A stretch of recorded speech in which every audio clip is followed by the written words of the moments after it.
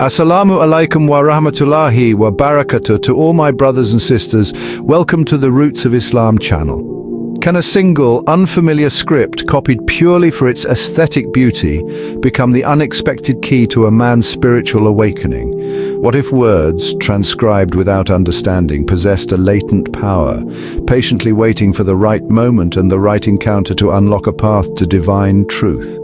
Imagine the quiet hum of a dusty library, the scent of aged paper, and a man whose hands, accustomed to forming letters into mundane prose, inadvertently trace a design that carries the weight of universal revelation. Today we unravel the extraordinary true story of Andrew, an English writer whose life was profoundly and irrevocably reshaped, not by a grand debate or a scholarly sermon, but by the mysterious allure of 7 simple, yet profound verses. In a quaint, unassuming corner of England, nestled amidst rolling green hills and quiet villages, lived a man named Andrew. He was not a celebrated author nor a towering literary figure, but a man of quiet contemplation with a peculiar and deeply ingrained habit, writing. Since childhood, Andrew found solace and expression in the simple act of putting pen to paper. His small study, tucked away in his modest home, was a testament to this obsession. Filled with stacks of notebooks overflowing with his careful script, countless pens meticulously arranged, and discarded sheets of paper bearing fragments of his thoughts.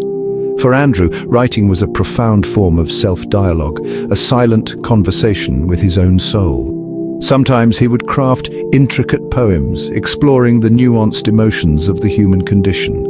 At other times, he penned letters to people he never intended to send, simply to articulate feelings that defied spoken words. And frequently, he would copy sentences or phrases that captivated him from old forgotten books, seeking to savor the rhythm and resonance of language itself. One languid afternoon, a soft rain tapping against the window panes of the local city library, Andrew ventured into a seldom visited annex. His fingers, guided by an unseen force, brushed against the spine of a small dusty book tucked away on an upper shelf. Its cover, written in an elegant flowing script he couldn't decipher, suggested an ancient origin. It wasn't a book on English literature, nor a celebrated novel he might have sought. It was a book in Arabic, a language entirely foreign to him. Yet as he carefully opened it, his eyes were immediately captivated. On one particular page, a series of lines unfolded in a symmetrical, almost artistic pattern. The calligraphy was breathtaking, each letter a masterpiece of fluid design, forming a visual symphony that transcended his linguistic barrier. He didn't understand a single word, but the profound beauty of the script, its almost sacred geometry, spoke to him on a level beyond mere comprehension. This aesthetic appreciation, this recognition of pure, unadulterated beauty, drew him in completely. Compelled by an urge he couldn't quite explain, Andrew carefully transcribed those beautiful lines onto a small worn note. He replicated every curve, every dot, every elegant flourish, his pen mimicking the ancient hand as best it could. This note, this fragment of an unknown, beautiful language, became his quiet companion. He tucked it into his wallet, a silent talisman, often pulling it out during moments of quiet reflection, on a park bench during a pause in his writing, or as he gazed out his window at the rain. The mysterious lines, an enigma of perfect balance and profound design, became a constant, intriguing presence in his life, a subtle whisper of an unknown destiny. He was fascinated by them, yet utterly oblivious to the sacred meaning they held, unaware that he carried within his pocket the very opening of a divine revelation. Months turned into seasons, and Andrew continued his life, his routine undisturbed, his writing an ever-present solace. Yet, the worn note with its enigmatic Arabic script remained in his pocket, its presence a subtle undercurrent in his thoughts. He would often find himself tracing the lines with his finger, a peculiar sense of calm washing over him whenever his gaze fell upon them. It was a beauty he admired, a mystery he appreciated, but a meaning he had yet to uncover. He had no inkling that these words, copied purely for their aesthetic appeal, were meticulously guiding him, step by imperceptible step, towards a truth he never knew he was searching for. One bustling afternoon, amidst the hurried rhythm of central London, fate orchestrated a seemingly mundane encounter that would change Andrew's life forever. As he navigated a crowded street corner, a slight jostle sent a stack of papers tumbling from the grasp of a man walking past him. Instinctively, Andrew bent down to help, gathering the scattered sheets. As he handed them back, the Muslim man, whose name was Omar, noticed a familiar piece of paper peeking from Andrew's wallet, the very note Andrew carried everywhere. Omar's eyes widened in surprise, a warm smile spreading across his face. "Excuse me, sir," Omar began, his voice friendly and curious, "but that writing in your wallet, may I ask where you found it?" Andrew, slightly embarrassed, pulled out the note. "Oh, this!" he chuckled. "I found it in an old Arabic book at the library some time ago. I don't understand the language, but the calligraphy was simply exquisite. I just had to copy it. It's beautiful, isn't it?" Omar's smile deepened, his eyes sparkling with a profound understanding. "Beautiful indeed, my friend," he said, his voice imbued with a gentle reverence. "More beautiful than you can imagine. These lines, this is Al-Fatihah." Andrew frowned, perplexed. "Al-Fatihah? What is that?" Omar then began to explain, his voice calm and clear, transforming the mysterious script into living meaning. "Al-Fatihah is the opening chapter of our holy book, the Quran," he began. "It is the prayer that every Muslim recites at least 17 times a day, every single day of their life. It is the essence of our faith, a direct conversation with God." He then proceeded to explain, verse by verse, the profound message Andrew had unwittingly carried in his pocket. "In the name of Allah, the most gracious, the most merciful." Omar explained how this established the foundation of all actions in mercy and blessing. All praise is due to Allah, Lord of the worlds. Andrew listened, captivated, as Omar spoke of singular praise belonging only to the universal Creator, the sustainer of all existence, the entirely merciful, the especially merciful. The repetition of mercy struck Andrew, a profound emphasis on divine compassion. Sovereign of the day of recompense. Omar spoke of justice, accountability, and the ultimate return to God. It is you we worship, and you we ask for help. This particular verse resonated deeply with Andrew. The directness, the singular devotion, the absolute reliance on God alone. It spoke to a yearning he hadn't fully articulated. "Guide us to the straight path, the path of those upon whom you have bestowed favor, not of those who have evoked your anger or of those who are astray." Omar explained this as the core of human existence, the plea for guidance to the truth, distinguishing it from paths of error or divine displeasure. As Omar spoke, the words on the worn note, once merely artistic lines, exploded with profound spiritual meaning for Andrew. The pieces of a cosmic puzzle clicked into place, illuminating a path he never knew existed. The innate sense of beauty he felt towards the script now merged with an overwhelming sense of truth. It was as if the words themselves had been waiting for this moment, for this explanation to finally reveal their sacred purpose. The abstract beauty became concrete truth, resonating with a deep, forgotten part of his soul. Overwhelmed, Andrew stammered, I never knew, I just thought it was beautiful writing." Omar smiled warmly. "Indeed it is. And it is a beauty that guides. If you wish, Andrew, I invite you to visit our mosque. You can observe, listen, there is no pressure, just an open door." A few days later, Andrew, hesitant yet compelled, found himself at the threshold of Omar's mosque. He slipped off his shoes, the cool floor a welcome sensation, and silently slipped into the back row. He watched the worshippers, their movements synchronized in perfect unity as they bowed and prostrated. He didn't understand the Arabic prayers, but the atmosphere of peace, humility, and collective submission was palpable, almost overwhelming. It was unlike any religious service he had ever attended. He felt an inexplicable sense of belonging, a quiet resonance that filled a void he hadn't consciously recognized.